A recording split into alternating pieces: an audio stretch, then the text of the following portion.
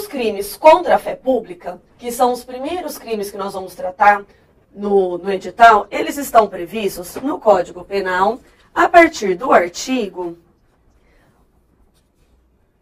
que nosso edital exige, a partir do artigo 293. E então, nós vamos seguir por todos os artigos pedidos pelo edital que tratam da fé pública e da administração pública. Nós vamos tratar dos artigos 293 até o 305, que são os crimes contra a fé pública. Na sequência, os crimes contra a administração pública. Nós vamos tratar o 307, o 308 e o 311-A. Do 312 até o 317. Do 319 até o 333.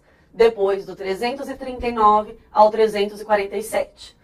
Do 350 e o 357. Então, como vocês podem ver, a gente tem um trabalhinho aí a ser desenvolvido e eu vou pedir para vocês não terem medo de riscarem o nosso Código Penal. Sim, porque cada tipo penal, cada conduta entre um artigo e outro, a diferença entre uma conduta e um tipo penal é mínima entre um e o outro. Então, nós vamos grifar qual é a diferença entre um e o outro. Documento público, documento particular, se é um crime comum, qualquer pessoa, se é um crime próprio por um funcionário público. Então, a gente vai grifar, a gente vai fazer aquela visualização do artigo para quando chegar na prova, aquela questãozinha, a gente destrinchar e descobrir o que o examinador está querendo.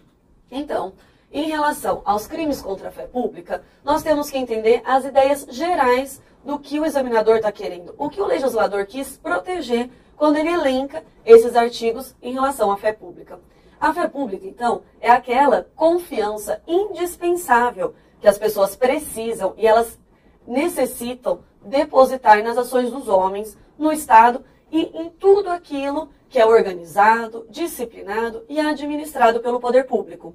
Então, essa fé pública é essa confiança que as pessoas da sociedade têm que ter e deve depositar em tudo aquilo que o poder público organiza, disciplina e administra. Os doutrinadores em direito penal trazem alguns conceitos em relação à fé pública, mas para a gente aqui, vamos seguir então a denominação trazida pelo Carrara, que significa que a fé pública alcança ainda mais que a confiança no cargo, no exercício do cargo e função pública pelas pessoas, mas também abrange a fidedignidade. Então, a fidedignidade é um conceito ainda mais amplo, que traz uma ideia maior, mais abrangente que a confiança, que é o que a gente tem que ter, a sociedade no geral, em relação a tudo que o poder público faz.